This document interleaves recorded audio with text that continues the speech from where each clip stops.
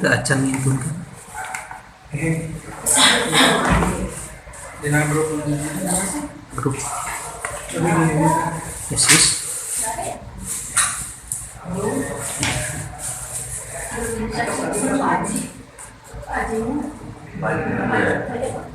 lebih kalau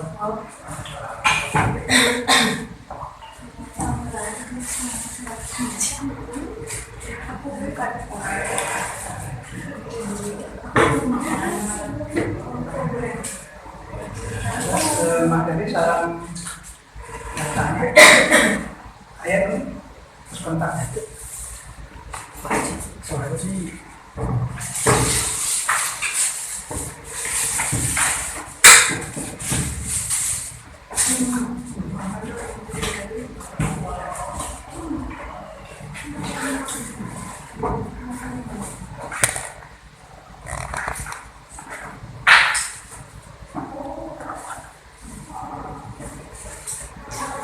rasa dokumen kan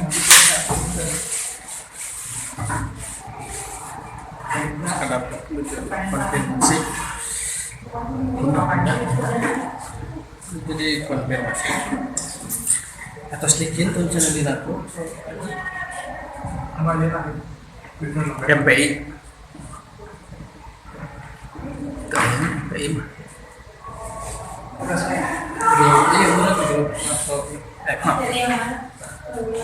atau saya tak atau staf ya Pak Haji terus gitu analisis faktor pintu iya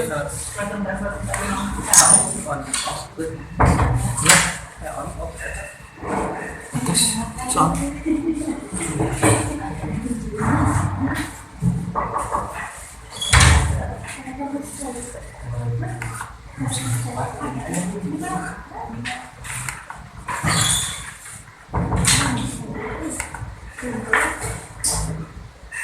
terus kita ini data analisis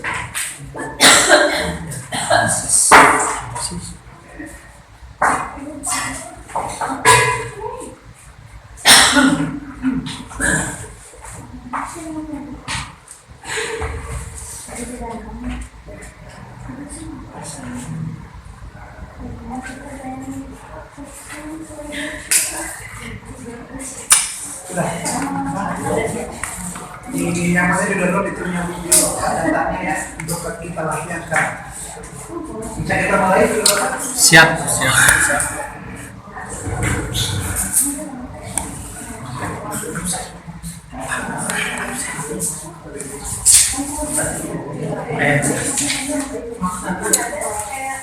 kenapa aku lagi di bungkus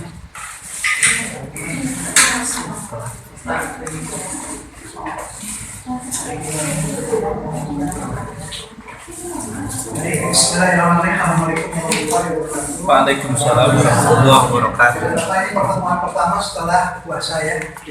Kita saling maaf-maafan lah. Secara praktik sih, secara teoritis kita tinggal hanya 2 materi lagi ya, analisis faktor dan set analisis nanti. Sengaja saya pilih teknik-teknik yang kemungkinan besar akan dipakai bulan Bapak.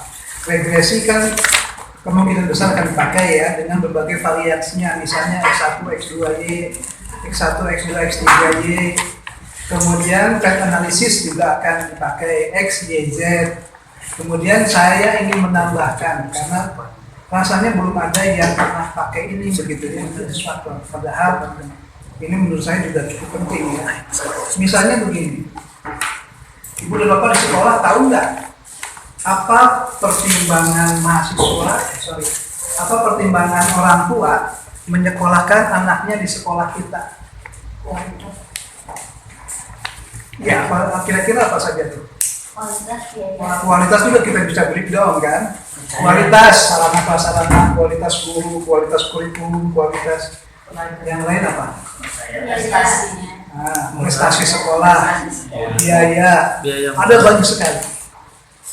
Tahu nggak apa sih yang paling berpengaruh? Penting nggak kita mengetahui apa yang paling berpengaruh? Penting sekali. Penting. Untuk apa?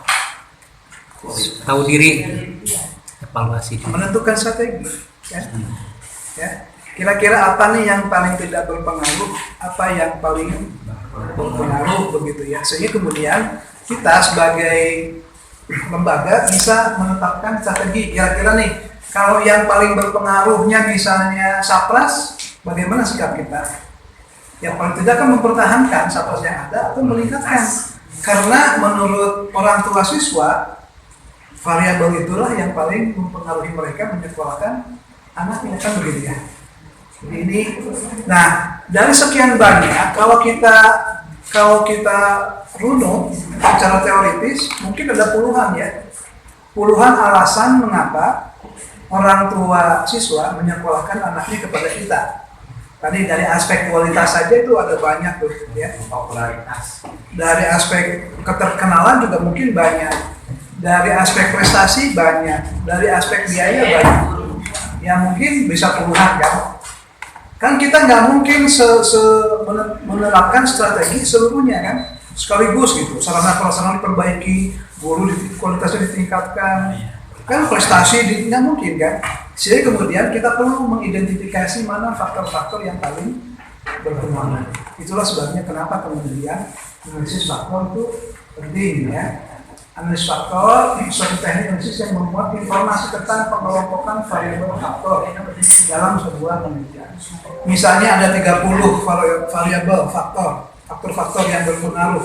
Kemudian kita uji dari 30 ini mungkin muncul hanya 20. Nah, yang 20 ini kemudian perlu kita kelompokkan. Ya. Misalnya begini.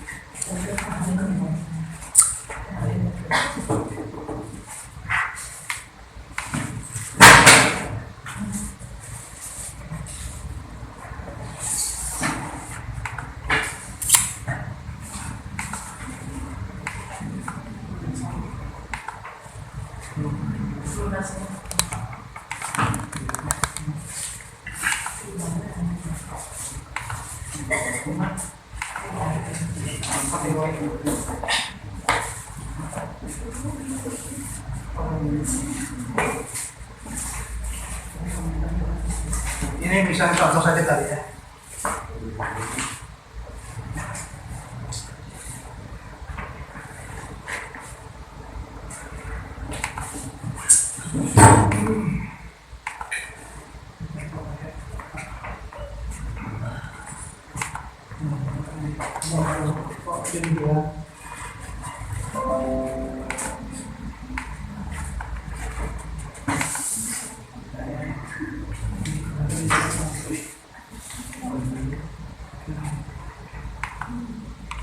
Nah, itu misalnya contoh ya. Ini sekedar contoh saja. Nanti ada penelitiannya, ini contoh penelitiannya. Jadi prestasi siswa itu ditentukan oleh banyak sekali faktor. Ya, kita mengidentifikasi dalam penelitian ini ada 32 faktor. Ya. Dari mulai minat, kesiapan, kelengkapan buku catatan, suasana rumah, relasi guru ke intelijensi, motivasi dan sebagainya. Dari mana kita menetapkan faktor ini, Bu Bapak?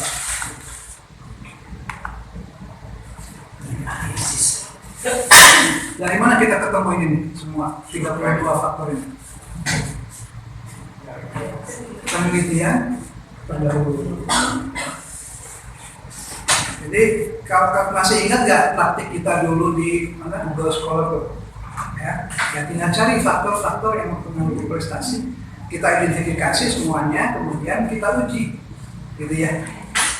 Nah dari sekian banyak faktor itu kemudian nanti mengerucut ke berapa faktor, gitu ya. Baik, kita lanjut ke mencari variabel mana yang paling unggul atau paling dominan dan beberapa variabel yang dipilih oleh peneliti. Tadi manfaatnya apa untuk mengetahui, gitu ya. Mengetahui faktor-faktor mana.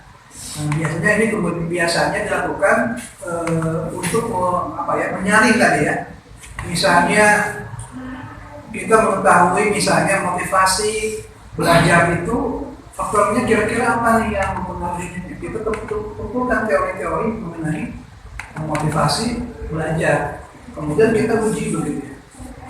Hasil analisis dapat juga digunakan untuk membedakan prioritas berdasarkan ranking dari ya. Jadi kalau kita misalnya punya strategi untuk meningkatkan jumlah mahasiswa, kan kita perlu mengetahui faktor mana yang paling berpengaruh atas keputusan baik orang tua maupun siswa itu masuk ke sekolah, sehingga kemudian kita bisa perkuat faktor-faktor prioritas tersebut kan. Ya misalnya kalau tidak ada orang tua dan siswa yang memilih faktor sarana prasarana, ya nanti kan bukan itu gitu ya strategi kita. Alat analisis kompetensi yang digunakan untuk mengelompokkan beberapa variabel yang memiliki kemiripan, ya, ditunjukkan oleh nilai korelasi yang tinggi nanti ada. Nah ini kaidah-kaidahnya, ini contohnya ya. Jadi ada sekelompok data, sekelompok faktor-faktor, sekelompok variabel yang ada, kemudian kita ingin memisah-misahkannya menjadi kelompok-kelompok yang sama. Gitu. Ini ilustrasinya begitu ya, bisa dipahami ya. Jadi ada barangkali misalnya kita punya data satu kelas ini, kita bisa mengelompokkan berdasarkan apa? Jenis kelamin, apalagi usia, apalagi lokasi tempat tinggal, ya. Sekolah, ada banyak kan yang bisa kita kelompokkan. Nah itu manfaatnya ya. Jadi analisis faktor eksploratory untuk melompat sejumlah faktor yang lebih kecil. Kemudian ada analisis faktor konfirmatory, memastikan mengkonfirmasi apakah variabel yang tergabung dalam satu faktor benar-benar mampu menggambarkan faktor tersebut. Di dalam statistik kan ada sering kita temukan istilah mampu menggambarkan. Dimensi mampu menggambarkan indikator. Dimensi mampu menggambarkan variabel. Indikator mampu menggambarkan dimensi. Ya misalnya kalau saya misalnya dianggap sebagai sebuah kesatuan yang utuh, apakah wajah saya mampu menggambarkan saya, pribadi saya? Tidak begitu. Tangan saya mampu menggambarkan gitu ya, analoginya. Persyaratannya uji normalitas ya. Jadi nggak perlu uji asumsi klasik ya, cukup uji normalitas. Kemudian nilai KMOMSA-nya lebih dari 0,5 atau nilai Bartlett testnya itu kurang dari 0,05. Nanti kita praktikkan. Ada korelasi yang kuat antar variabel ditandai dengan nilai anti-image correlation lebih dari 0,5. Ini kaidahnya. Asumsinya ya tadi anti-image correlation, kemudian KMO, MSA, ya, kemudian asumsi distribusi data berdistribusi normal. Uji kelayakan data determinant of correlation harus mendekati 0, KMO kita ya, Bartlett test kurang lebih besar atau kurang dari 0,5, MSA-nya lebih dari 0,5. Ini nanti kita praktikkan. Tahapan penentuan jumlah faktor, penentuan berdasarkan a priori, berdasarkan eigenvalue, script plot. Jadi ada beberapa macam ya. Nanti kita akan perhatikan semuanya. Penentuan berdasarkan persentase varian. Tahapannya uji ketepatan model, kemudian penentuan tadi ya, penentuan kelompok. Jadi berapa dari sekian kelompok, misalnya dari sekian variabel ini dia terbentuk menjadi beberapa kelompok. Oke ya, Ibu dan Bapak, kita akan praktik sekarang nih. Contoh soal. Seorang kepala sekolah ingin mengetahui faktor-faktor apa saja yang menjadi pertimbangan masyarakat untuk memilih sekolah yang dipimpinnya. Bisa dicerna ya. Jadi ada kepala sekolah melakukan survei. Ya. Ada yang dimasukkan ke dalam pertanyaan itu mengenai sarana, prasarana, kurikulum, kompetensi guru, tingkat pendidikan guru. Jadi kira-kira pertanyaannya seperti apa?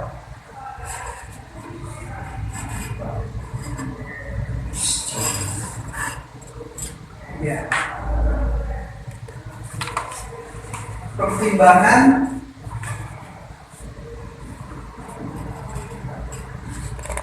Bapak script Ibu menyekolahkan anaknya di sekolah X itu sarana jawabannya sama setuju sentral tidak setuju sama tidak itu kan sarana prasarana lagi kurikulum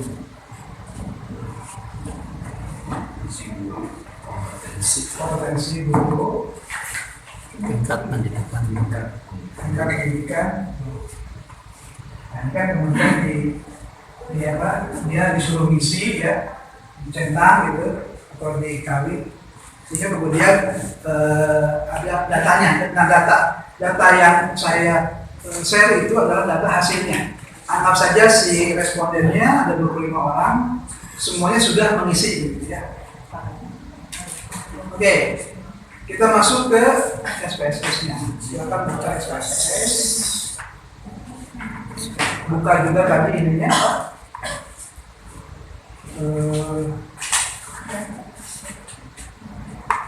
Datanya.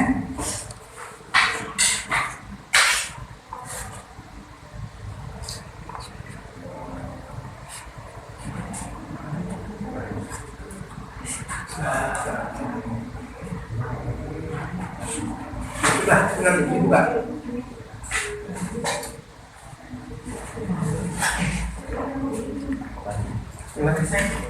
Ini sudah.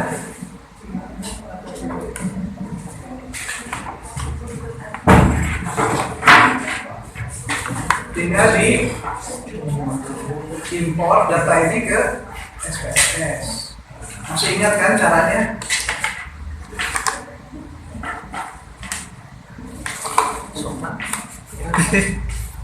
SPSS.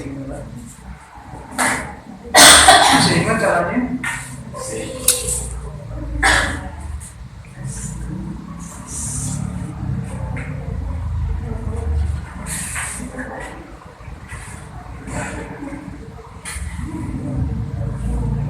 Wah, ini kenapa? Karena ada spasi. Ketika pendidikan guru ada spasi. Kompetensi guru ada spasi.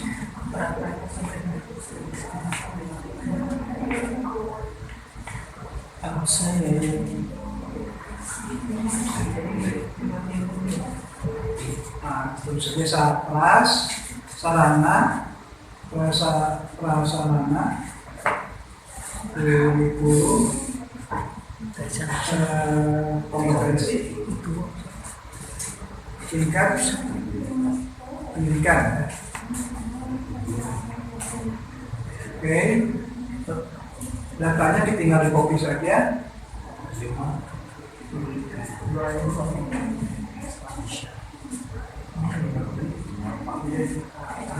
Sudah.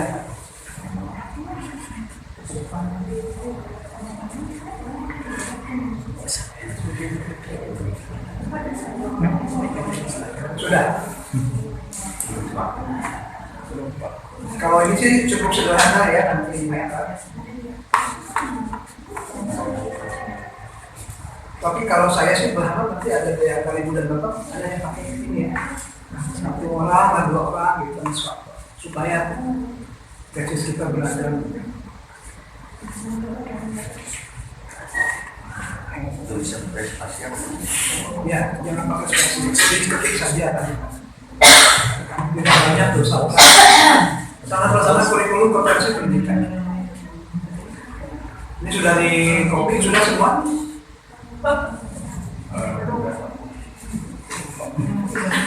Tidak mampu.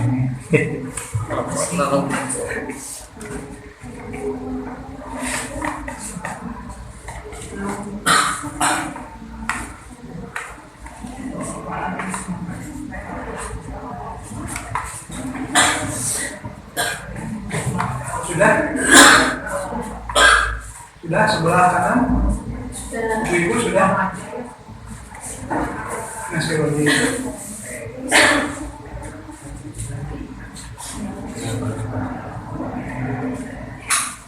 Absennya di sini.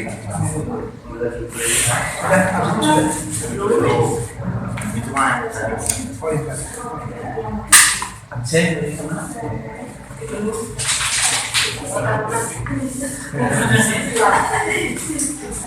Sudah?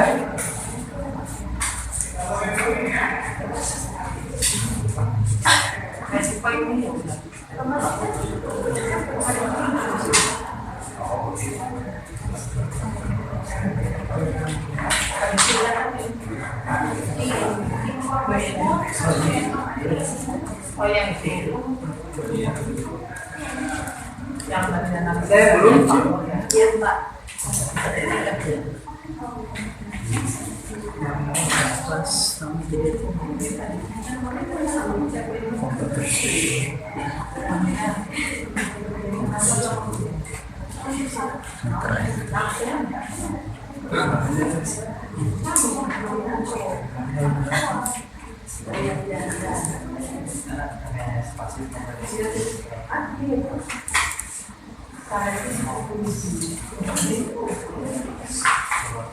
Atas. Tingkat pendidikan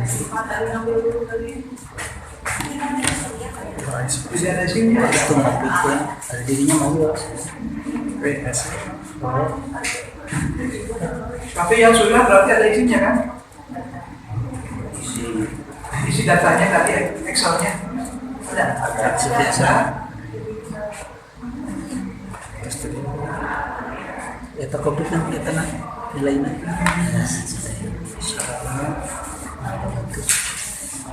Kalian bantu.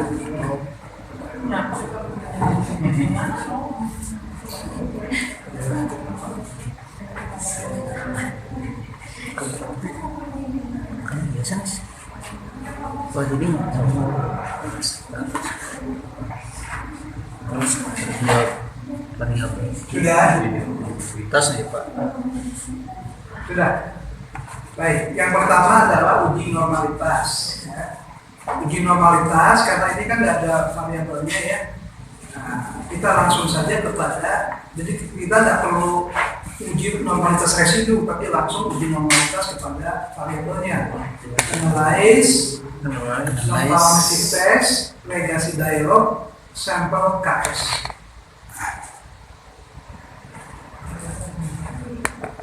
Sudah. Kita ulangi ya. Analyze, non-parametric test, legacy dialog, sampel yang nomor satu ya, sampel KS, Komando Smirnov. Nah, pindahkan yang semua ini di blok, pindahkan ke kanan. Sudah. Analyze, non-parametric test, legacy dialog, sampai KS. Pindahkan yang sebelah kiri ke kanan. Di situ kan sudah ada tuh. Di tes distribution normal, sudah otomatis ya.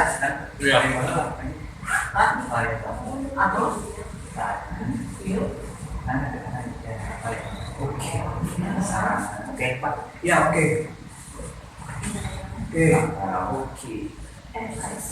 Nah, yang bawah tuh nilai signifikasinya, sim-simnya. Ini kan di bawah 0,05 semua ya. Berarti distribusi datanya normal.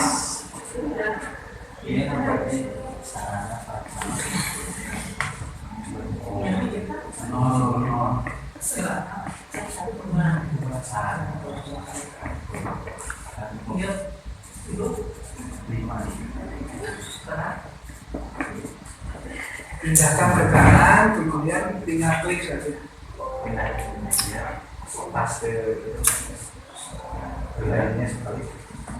Analyze, non-parametric test, legacy dialog, sampel KS. Nah, yang sebelah kiri pindahkan ke kanan, klik. Oke, karena ini distribusinya kan sudah secara otomatis dicentang ya. Kalimat distribution. Oke. Oh, baru masukin data ya. Lodi. Saya Ya biar namanya. Region tidak disimpan. Analyze. Non parametik. ini posisi begini tuh saya tidak ada susah healing ya. Ya weekend day kenal Iya sama komputer. Setiap kali siapa harus pegang posisi. Memang idealnya di lab ya. Prakteknya di lab jadi. Tapi pemilih lab di laptop bapak kan bekerja di laptop gitu ya. Iya. Itu maksudnya kalau di lab mah ya kita perlu apa ya? Pemilih di laptop mah kan kantor. Kali Gitu. aku di pretensi pulang.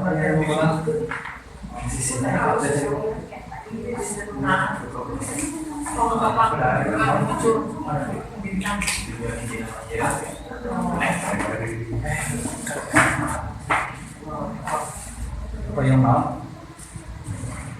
Jadi iya, iya Pak. Yang mana?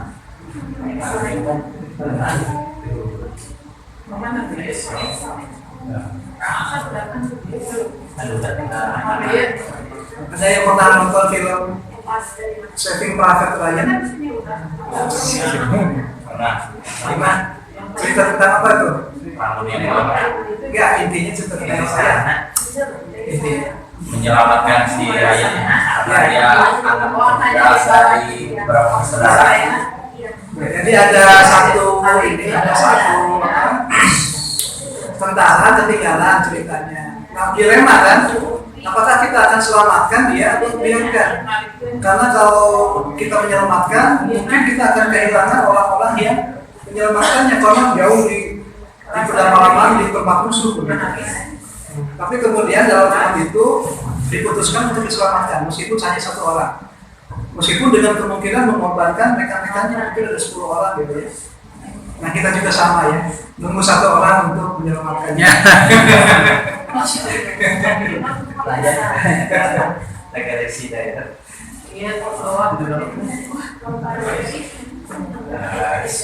Terasa mengenai konteks anak. Kalau dia lancar. Mulai jadi apa namanya? Kendalai bari ngantosan Ryan we ya.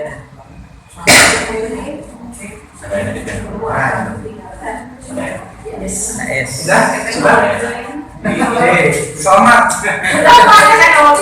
Nah kita lihat nih, asing shiftnya, signifikansinya paling bawah itu 0,01 0,00 semua. Berarti di bawah 0,05. Berarti datanya berdistribusi.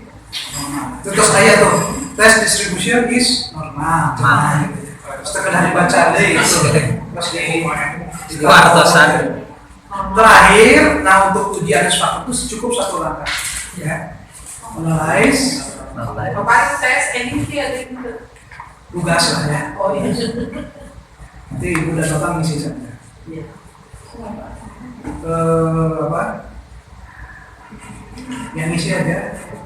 Karena mungkin ada 1-2 orang yang nggak bawa laptop ya. Enggak. Atau semuanya bisa bawa laptop. Bisa Pak, insyaallah besok. Nanti saja nanti saya kasih soal, ibu dan bapak tinggal ngisi di tabel saja nilainya gitu ya. Di off nama. Ya. Tenang saja. Sudah ya. Nah, terakhir ini untuk analisis faktor cukup satu langkah. Cukup satu langkah. Analyze, dimension reduction, dimension reduction, faktor, cek faktor. ya. Nah yang 5 ini tindakan ke kanan. Sudah? Sudah. Deskriptifnya klik. Nah kita perlu nilai anti image sama KMO and Barlet test, KMO MSA ya. Anti image dan Anti image dan KMO. Dua. Continue sudah. KMO and Barlet. KMO dan Barlet. Sudah. cindung gitu dia. Di deskriptif, centang, anti image dan KMO and Barlet test. Sudah.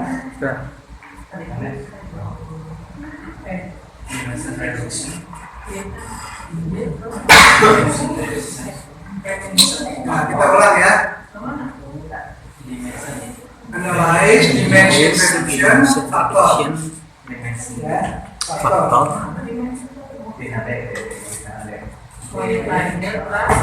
Faktor. Yang sebelah kiri semua pindahkan ke kanan ke variabel. Description. Di deskriptifnya diklik anti image dan KMO. Continue. Di extractionnya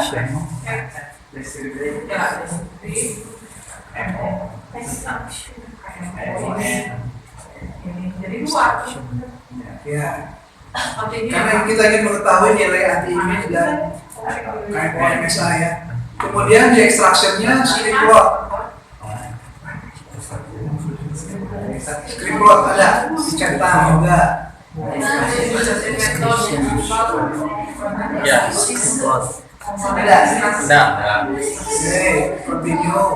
Di rotation, klik Varimax. Continue. Ya. Ya. Di rotation, klik Varimax.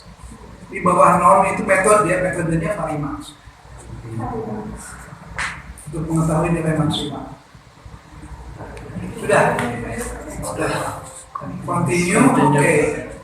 Oke, sudah ada hasilnya. Sudah ada hasilnya seperti ini. Ada 1, 2, 3, 4, 5, 6, 7, 8 tabel. Ada.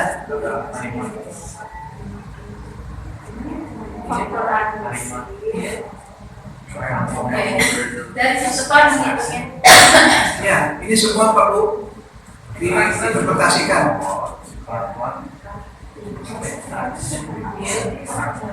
Sudah. Ya, scatter plotnya dicentang.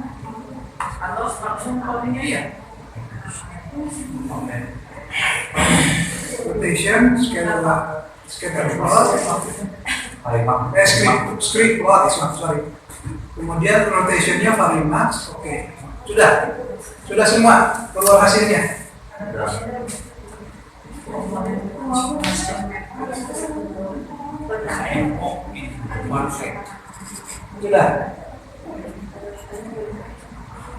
Sudah semua.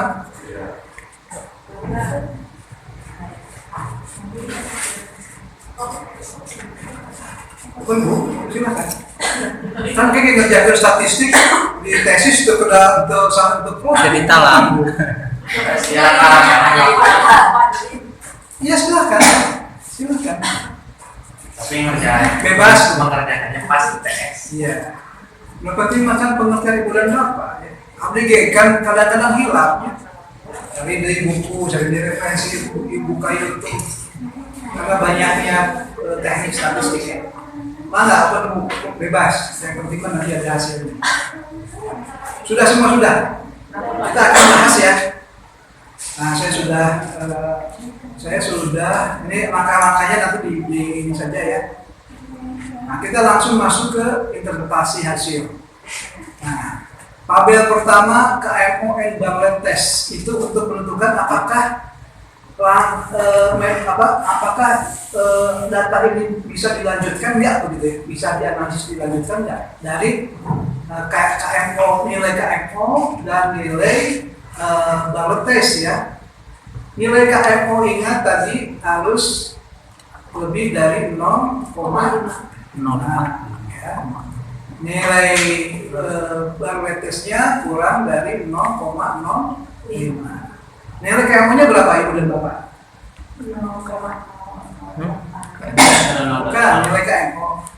KMO itu Kaiser Meyer Okin Measure 0,681. Berarti lebih besar dari 0,5. Sudah lolos tuh ya.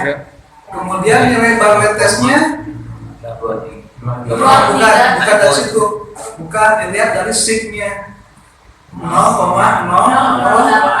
berarti kurang dari 0,0. Kurang dari kan? Kurang dari atau lebih dari? Kurang dari, karena nomornya kan 2 ya.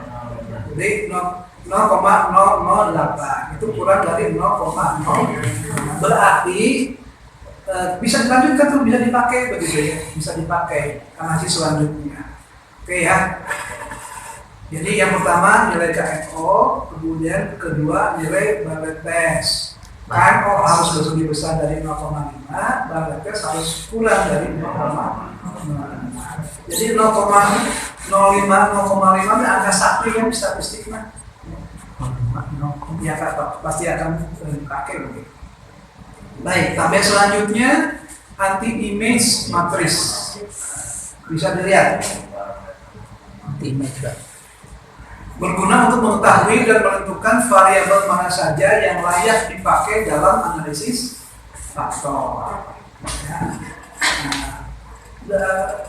Kaidahnya adalah nilai FSA-nya harus lebih dari 0,5. Dilihat dari mana? Nah, kita perbesar. Hasil dari anti-image matriz Ibu dan Bapak sama nggak? Sama ya. Nah, di situ tuh di sini outputnya SPS sudah dipakai ciri itu yang ada huruf A-nya ada. Nah, itu adalah nilai anti-image. Harus lebih dari 0,5. Bagaimana kalau misalnya kurang dari? Harus dihapus. Hapus, balik lagi tadi sama seperti uji validitas, uji reliabilitas dulu ya.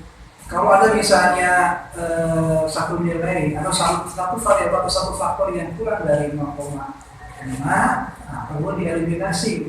Tadi dari 32 tuh, kalau ini kan kebetulan contohnya 5. Kalau 32 variabelnya faktornya itu akan banyak tuh ya. Mungkin di antara 32 ini akan ada yang nilainya kurang dari 0,5. Itu yang kemudian perlu dievaluasi, akan dieliminasi, dihapus, uji lagi dari awal gitu ya. Oke ya.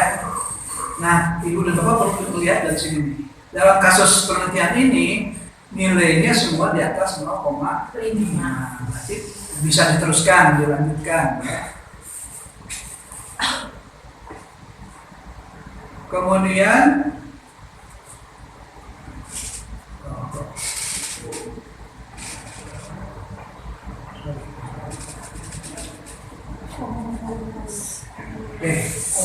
tabel komunalitis.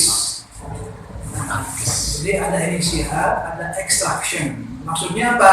Extraction ini dia dimensi-dimensi yang mampu menjelaskan inisialnya ya.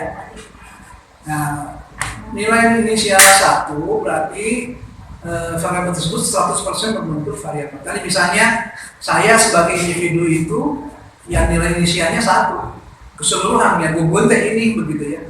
Nah, apakah tadi dimensi-dimensi dari muka saya, tangan saya, badan saya itu mampu menggambarkan gugun enggak? Nah, itu harus nilainya harus 0, di atas 0,5 baru kemudian dianggap mampu menggambarkan. Bisa diterima ya analoginya begitu ya? Ya, jadi harus di atas 0,5.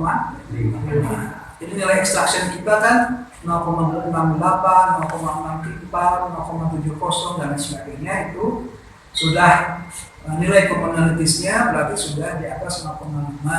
Dengan demikian dapat disimpulkan bahwa semua variabel dapat dipakai untuk menjelaskan faktor. Ya. Nah, kemudian total variance explain. Nah, ini baru kemudian pengelompokan ya.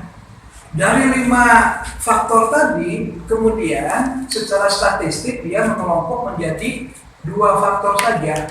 Dari mana? Dari nilai initial agents values-nya nih dan extraction sums of square rounding-nya. Kita lihat. Yang di atas 1 yang komponen nomor berapa saja? Yang di atas 1 ya. Karena kaidahnya harus di atas 1, harus lebih besar dari 1. Komponen 1 dulu. 1 dan 2. Berarti dari 5 faktor dia kemudian mengerucut menjadi 2 faktor, gitu ya cara bacanya. Ya, 1 faktor itu mampu memiliki kemampuan menjelaskan 45%, faktor yang lain mampu memiliki 24%. Jadi 2 faktor ini mampu menjelaskan 70% faktor-faktor tadi, begitu ya. Bisa dipahami sampai sini ya? Kita tadi punya 5 faktor. Diuji 5 faktor ini mengerucut menjadi 2 faktor. Nah, soal 2 faktornya apa saja belum sampai ke situ, nanti ada tabel selanjutnya. Tapi yang jelas dari 5 faktor yang berpengaruh itu 2 faktor, gitu ya, mengerucut menjadi 2 faktor. Faktor yang pertama 2,29, yang kedua 1,211. Dari mana kita mengetahui mengerucut dari 2 faktor? Hanya ada 2 faktor yang nilainya lebih dari 1, begitu ya. Bisa dipahami sampai sini ya? Oke. Nah, ini penjelasannya nih. Berdasarkan nilai eigenvalue ada 2 faktor terbentuk dari 5 variabel yang dianalisis, di mana salah satu menjadi faktor nilai eigenvalue harus lebih dari 1. Nilai eigenvalue komponen 1 2,293 atau lebih dari 1. Maka menjadi faktor 1 dan mampu menjelaskan 45% variasi. Nilai inisial eigenvalue komponen 2 sebesar 1,211 atau lebih besar dari 1. Maka menjadi faktor 2 dan mampu menjelaskan 24,28% variasi. Jika faktor 1 dan 2 dijumlahkan, maka mampu menjelaskan 70% variasi. Komponen 3, 4, 5 tidak dihitung sebab nilainya kurang dari 1. Maka tidak menjadi sebuah faktor. Nah, ini script plotnya sama sih. Kalau script plot kan dilihat dari plotnya saja. Kalau tadi kan sudah dari nilainya. Nah, ini yang di atas 1 itu hanya 2 titik ini ya, faktor 1 dan faktor 2 yang nilainya di atas 1. Sama dengan, sebetulnya sama dengan ini nih. Kalau ini dinilai dari total, ini nilai ini. Kalau script plot dinilai dari di mana kira-kira yang di atas 1. Sama saja hasilnya ya. Oke. Nah, kemudian ada tabel komponen matriks ada. Ya. Ini menunjukkan nilai korelasi antara masing-masing variabel dengan faktor yang terbentuk. Ya, bisa kita lihat. Misalnya dari output di atas terlihat pada variabel sarana, nilai korelasi variabel ini dengan faktor 1 sebesar 0,767. Korelasi dengan faktor 2 0,315. Jadi dia lebih kuat ke faktor 1 ya. Sarana-sarana ini. Kemudian demikian juga selanjutnya ya. Ada prasarana, ada kurikulum, ada kompetensi. Ya bisa kita lihat. Nanti ini kemudian akan dijelaskan oleh tabel selanjutnya. Nah, rotate komponen matriks ada. Ini jadi sebetulnya ini kan tadi di ini juga mencerminkan ke dalam mana faktor-faktor tadi itu kemudian bisa kita masukkan. Kita lihat sarana prasarana mana yang lebih besar antara komponen 1 dengan 2? 2 ya. Sarana prasarana juga prasarana 2. Kurikulum 2. Kompetensi 1. Tingkat pendidikan 1. Jadi sebetulnya kita bisa lihat sapras itu masuk komponen 2, sarana prasarana masuk komponen 2, kurikulum masuk komponen 2, kompetensi masuk komponen 1, tingkat pendidikan masuk kompetensi. Sehingga kita kasih nama sarana prasarana kurikulum, kita kasih nama apa? Kalaulah ini menjadi dimensi, ini kemudian kita kasih variabel apa? Kasih nama variabel apa?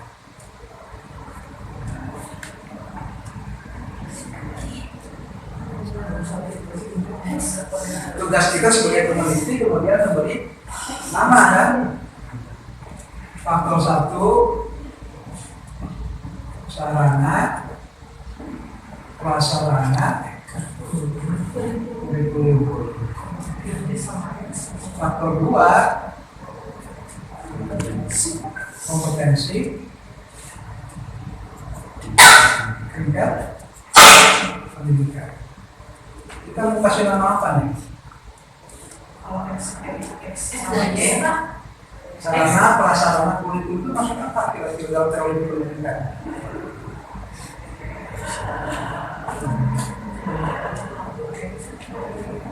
Ini jadi konsep baru kan? Kira-kira komponen pembelajaran.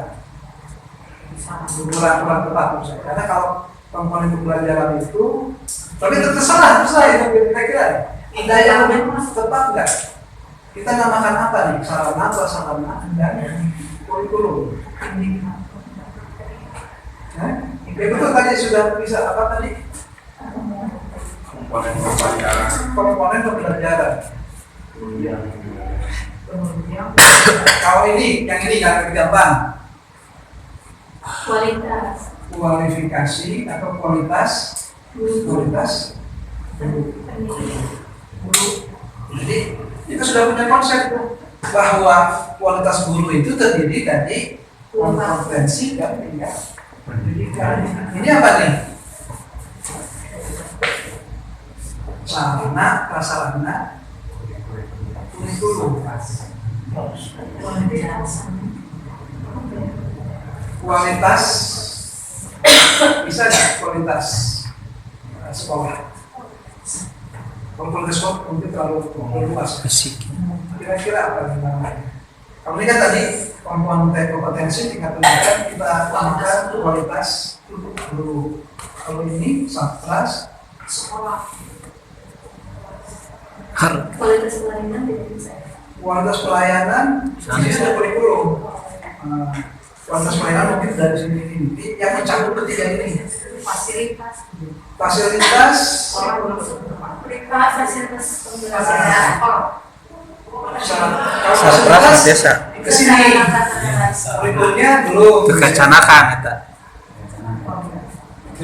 Jadi satu konsep yang menggabungkan ini apa tuh? Kualitas atau tadi apa? Kekayaan sekolah. Kan komponen bisa saja misalnya ini daya saing sekolah, bisa saja kan? Daya saing sekolah itu terdiri dari dimensinya sarana, prasarana, kurikulum. Bisa? Itu contoh. Silakan nanti kita sebagai peneliti berhak menentukan. Ini kan akan memperkaya teori-teori yang sudah ada ya. Mungkin teori yang sudah ada itu daya saing itu hanya sapras, tapi kita menambahkan kurikulum ternyata. Gitu ya. Semakin banyak dimensi, berarti semakin banyak faktor gitu. Semakin banyak faktor semakin bagus. Contoh tadi ya ada 32 faktor yang mempengaruhi prestasi belajar siswa. Ya kan kemudian kita uji, kemudian kita bisa menentukan, kita bisa mengeluarkan konsep baru begitu ya. Hanya seperti yang kita itu, oh ternyata misalnya tadi ada apa? Kira-kira apa nih? Nah, ini kan misalnya gangguan kesehatan rohani, ya bisa saja misalnya gangguan kesehatan dan kesehatan rohani itu berpengaruh misalnya. Kita namakan nanti apa? Kita uji. Ya. Oke, balik lagi ke ini. Nah ini ya, jadi Sapras, sarana masuk ke faktor 2, sarana masuk ke komponen 2, jadi faktor 1 lah ya, kurikulum masuk ke komponen 2 atau faktor 1 ya. Jadi kemudian kita bisa menentukan dari dua faktor yang terbentuk, itu kemudian masing-masing masuk ke sarana kurikulum gitu ya. Bisa dipahami ya, Ibu ya? Nah, kemudian tugas kita nanti menamakannya, oh ternyata nanti ya daya saing sekolah itu menurut penelitian kita terdiri dari sarana prasarana kurikulum. Nah, nanti orang lain nambahin lagi itu daya saing itu apa lagi gitu ya. Tadi biaya misalnya.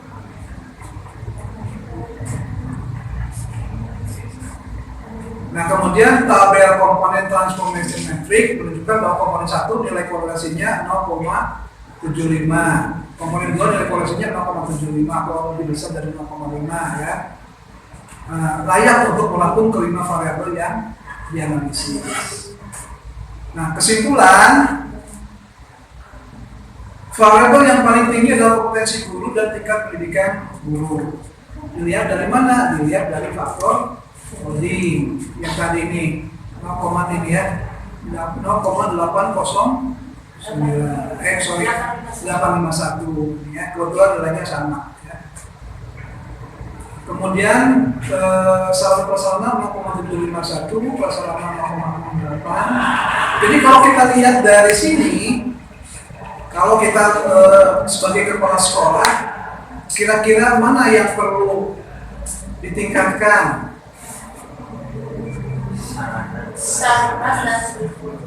Prasarana, karena dalam persepsi responden nilainya kecil kan. Kalau yang kompetensi tingkat pendidikan maka sudah bagus ya. Nah, dari sini kan kita bisa lihat bahwa ternyata kita perlu, sekolah perlu meningkatkan kualitas prasarana. Apa tuh prasarana tuh? Penggunaan Dia alat Prasarana apa? Bangunan itu maksudnya sarana masuk prasarana. Prasarana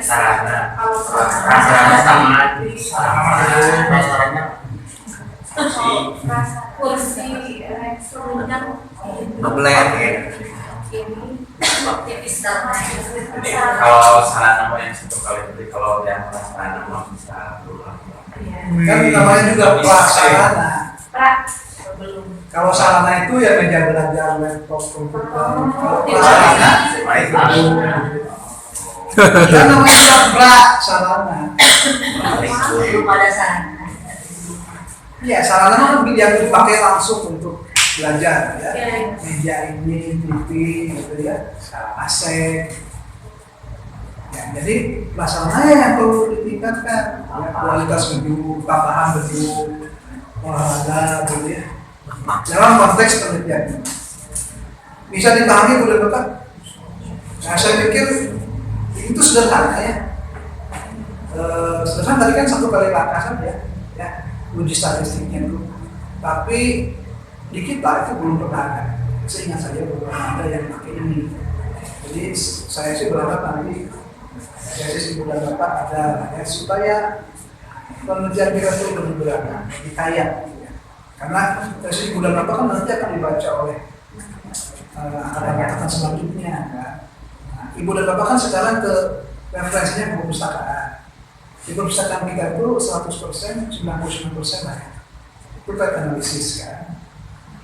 Nah, saya ingin metode itu kan banyak. Metode itu banyak.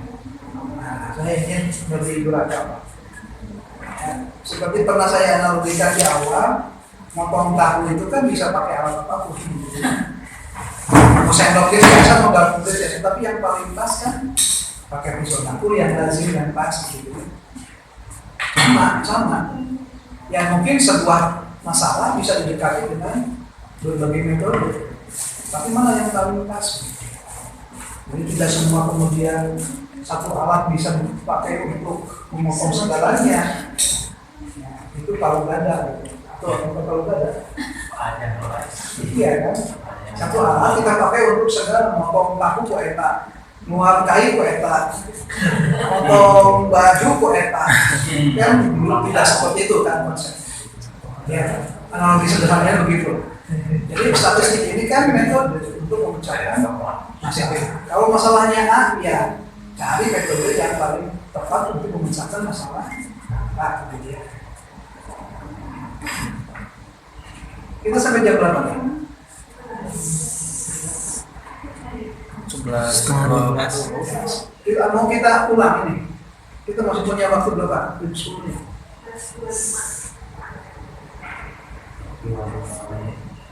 Atau mau diskusi silakan. Kalau praktiknya kan relatif lebih gampang ya. Hanya uji normalitas, hanya uji apa? Nanti kita belajar aplikasi untuk data kualitas. Nggak cukup waktunya. Kalau saya sih mau ya, tapi ya memang karena kan begini.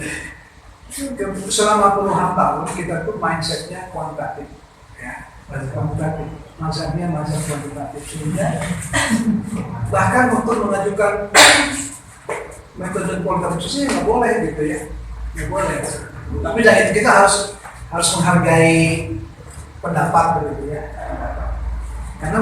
Karena ada pendapat yang kualitatif teh itu kukuh gitu ya. Nah, padahal kan orang-orang ITB itu sekarang belajar kualitatif justru.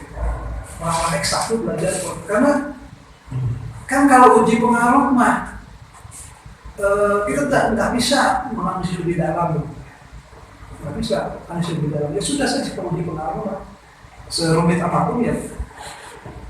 Nah itu kemudian disitulah kemudian penelitian kualitatif menambah. Cuma memang di kita karena selama ini tidak di metode penelitian kan sebetulnya sudah ya waktu itu ya dibahas kan kemudian kualitatif toolsnya kan nggak sampai. Padahal banyak sekarang itu banyak sekali toolsnya untuk membantu sosial network analisis ya, analitik hierarki proses, SWOT analisis ya, itu kan bisa sebetulnya kita pakai. Disertasi di MM itu banyak yang pakai tuh SWOT analisis gitu ya, tambah digabungkan dengan analitik hierarki proses. Jadi di SWOT lah kemudian strateginya di apa gitu ya, di apa yang seperti inilah ya bisa dia kualitatif. Cuma di MTI ini agak kurang. Padahal blok 6 itu beliau disertasinya kualitatif juga. Cuma karena yang kentangnya selama ini kan Pak Yusman, beliau sebagai direktur kan sangat apa ya, sangat mazhabnya sangat kuantitatif gitu. Sehingga ya, lalu kemudian sejak saya tahun 2019, baru kemudian saya mulai memperkenalkan gitu, membolehkan. Tapi kan saya juga nggak bisa ujuk-ujuk gitu ya. Ya alamiah saja. Sekarang tuh boleh. Mau kualitatif boleh, tapi belum diakomodasi oleh misalnya metode ada metode khusus gitu. Tapi kalau ibu dan bapak mau kualitatif boleh. Nanti bimbingan saya misalnya saya dikasih bimbingan mau kualitatif ayo. Boleh. Toolsnya sekarang banyak. Toolsnya sekarang banyak. Seperti apa?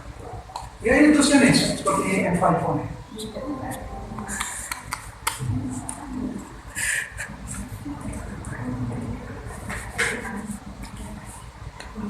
Tools kualitatif. Seperti yang pernah saya katakan itu ini apa itu saya lupa. Ini contoh ya, contoh saya COVID.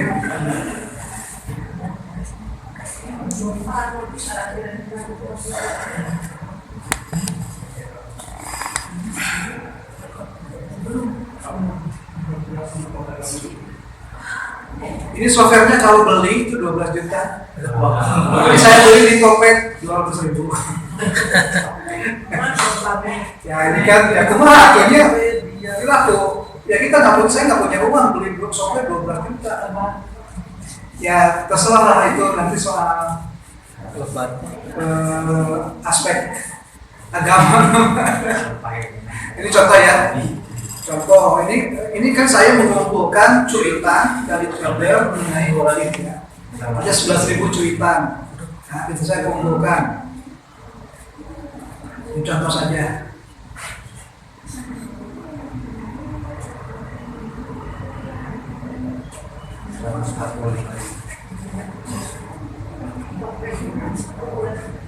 Mana ya?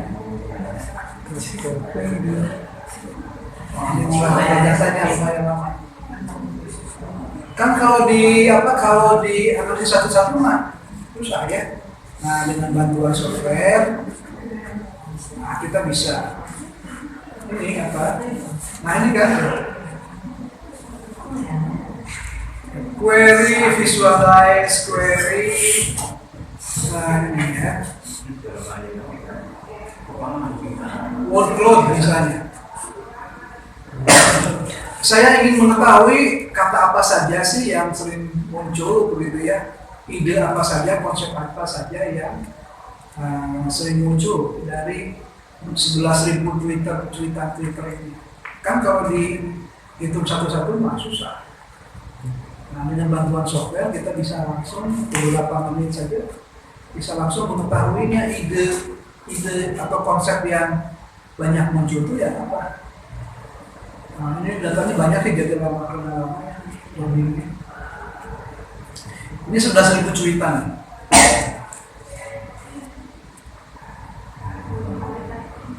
Ini kualitatif. Data wawancara ya. Data wawancara.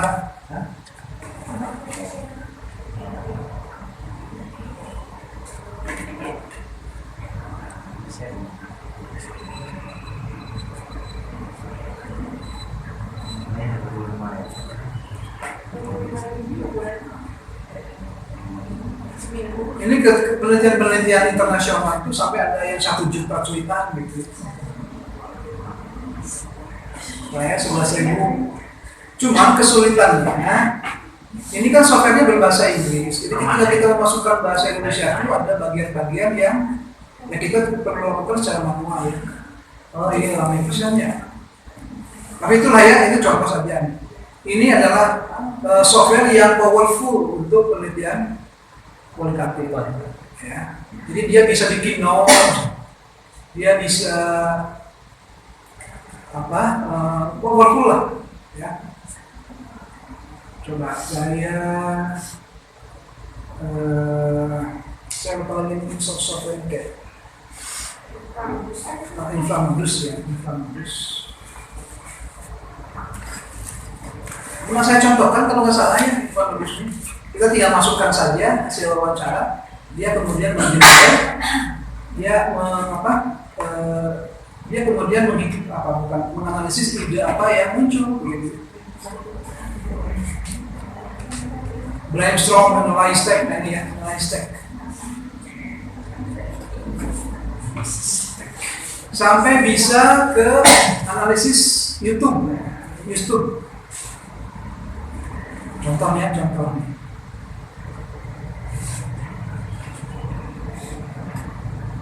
Kalau ini jaringannya mungkin ini lagi ngomong.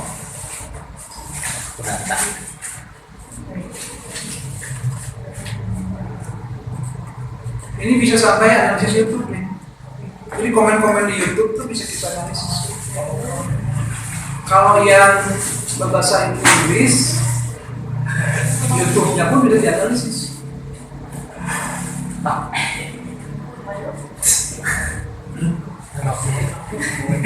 Ini lagi ngomong. Ya pokoknya intinya sekarang ini penelitian kualitatif itu sudah lebih canggih ya. Jadi bayangannya bukan hanya sekedar wawancara kita simpulkan, enggak. Ada tools sehingga sebanyak apapun datanya bisa kita handle dengan baik. Itu tadi contohnya 11.000 cuitan itu kalau kita 11.000 pendapat. Yes. Manual susah. Bisa. Ya banyak bisa apalagi sini. Saya takutnya kalau sedikit malah Enggak, tools pemanfaatan tools itu meningkatkan kredibilitas, meningkatkan validitas kan? Ya, kan begitu ya. Misalnya, ini lagi ngomong ya. Tidak bersahabat, cukup WA, aplikasi. Misalnya begini.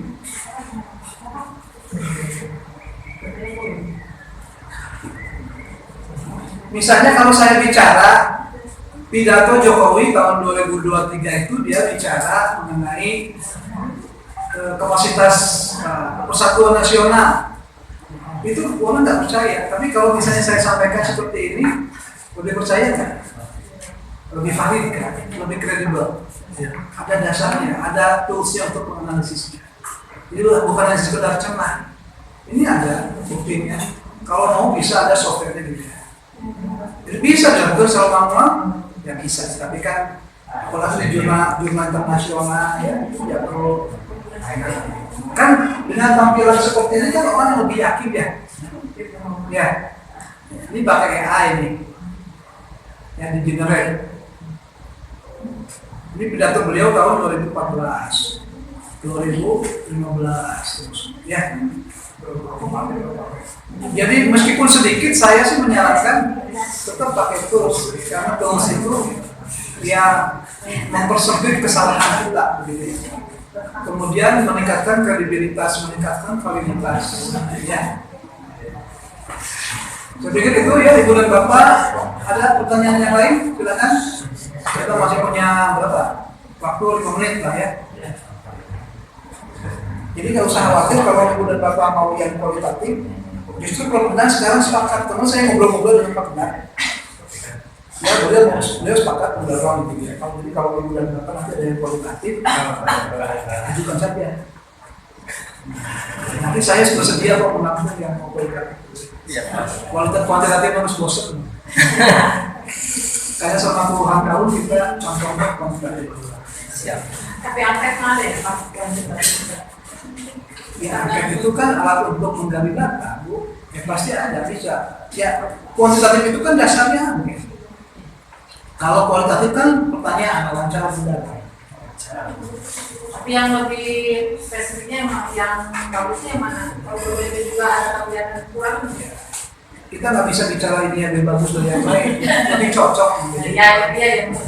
Tergantung dari kemauan kita. Kalau menguji pengaruh hubungan ya kuantitatif. Kalau ingin mengetahui permasalahan secara lebih dalam, memberikan solusi kuantitatif.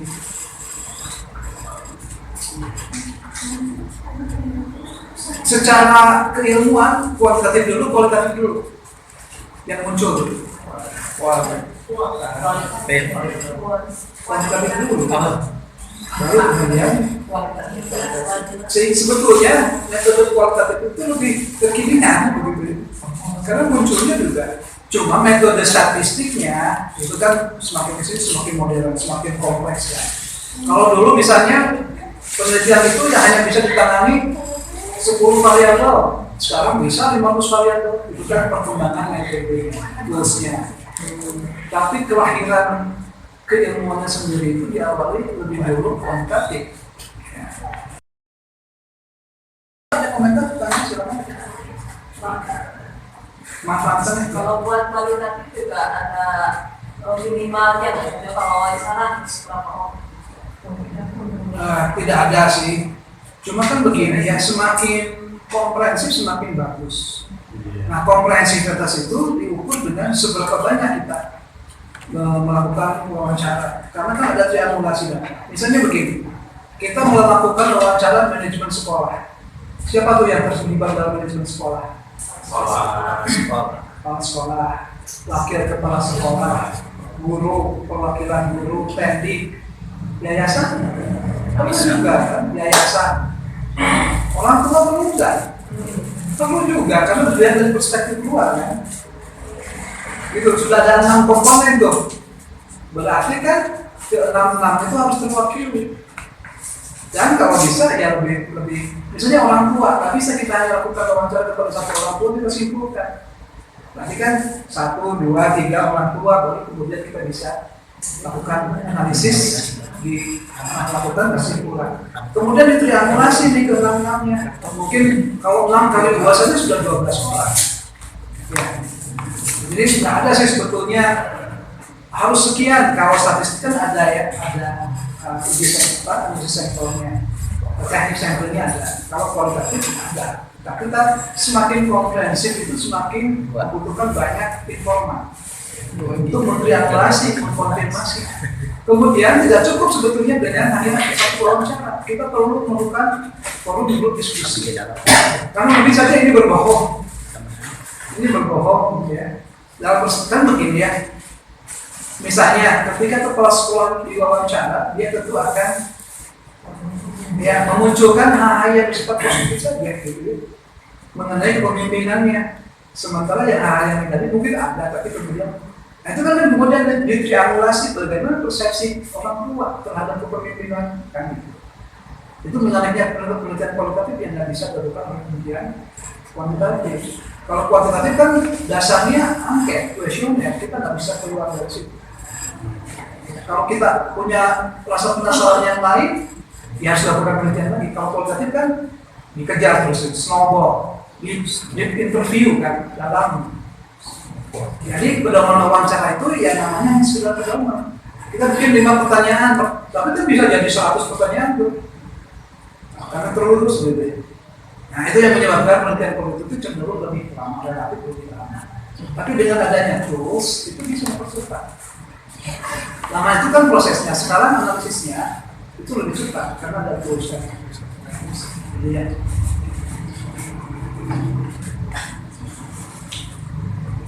Ada yang lain ibu bapak? Nanti belajar di rumah ya. Nanti minggu depan UTS-nya open book, maka nanti mau melihat cara-caranya, mau lihat di YouTube mana gitu ya. Yang penting mau dikerjakan ya. Nah tugas apa tujuannya saya ingin memastikan ibu dan bapak paham gitu ya. Nah paham itu perlu praktek gitu. Nggak bisa hanya sekedar sekarang belajar. Nah, harus diulang, terus diingatkan. Bahkan saya pun yang sering itu juga kadang-kadang masih lupa gitu. Ya manusia kan, manusiawi lah. Tapi ketika kita pernah mempraktikannya, pernah memahaminya, kalau misalnya kita lupa, calling memorinya datang gitu. Itu tujuan praktek kita tuh sebetulnya. Bahkan sebetulnya nanti ibu dan bapak nyuruh orang untuk analisis statistik ini juga boleh. Cuma hati-hati harus paham begitu ya hasilnya. Koefisien determinan itu apa misalnya? Istilah tersebut juga harus paham. Jadi ketika dikonfirmasi ditanya itu, kan penguji mah tidak hanya prosesnya, kumaha SPSS-nya, kumaha smart PLS-nya enggak. Penguji mah langsung itu hasil. Nah diskusi hasil itu yang perlu paham begitu. Kenapa begini itu perlu paham. Soal analisis yang dinyuruh orang, ya sungguh-sungguh dikerjakan sendiri ya. Kita kan belajar tuh. Sebetulnya apa yang kita pelajari selama 14 kali itu cukup saya pikir sebagai bekal ibu dan bapak nyusun tesis. Nah tinggal memperdalam saja, misalnya ibu dan bapak nanti analisis, itu saja perdalam praktekan gitu ya, praktek itu bisa pakai tesisnya. Apakah itu mau pakai SPSS atau mau pakai Smart PLS? Kelebihan Smart PLS nanti kita akan belajar setelah UTS, nanti kita akan belajar analisis. Setelah itu kita akan mempraktikkan praktek-praktek ya. 6 kali itu kita akan praktek regresi, praktek analisis faktor, praktek pattern analisis. Karena tiga metode ini yang kemungkinan besar akan belum terpakai. Sebetulnya selain itu kan banyak sekali tuh ya, uji beda misalnya. Nanti di Smart PLS itu dipraktikkan uji beda. Misalnya begini, tadi beda nggak persepsi siswa? Ini respondennya siapa ya? Oh, orang tua ya. Beda nggak persepsi orang tua yang perempuan dan laki-laki? Mungkin beda. Nah itu juga diuji. Beda nggak orang yang berpenghasilan lebih tinggi dengan orang yang berpenghasilan lebih rendah? Kesannya terhadap sarana prasarana mungkin beda. Ya, orang yang penghasilannya lebih tinggi, ekonominya lebih tinggi, mungkin kebutuhannya lebih tinggi, gitu ya. Itu kan perlu diuji secara statistik. Menarik untuk diuji gitu ya. Nah itu kan nanti kita akan pelajari.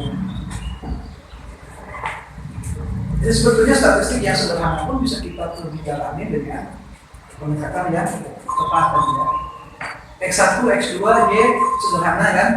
Ya, tapi kita bisa tambah value-nya dengan menambah analisis ya. Nanti kita belajar dulu Bapak. Saya pikir itu ya dulu Bapak.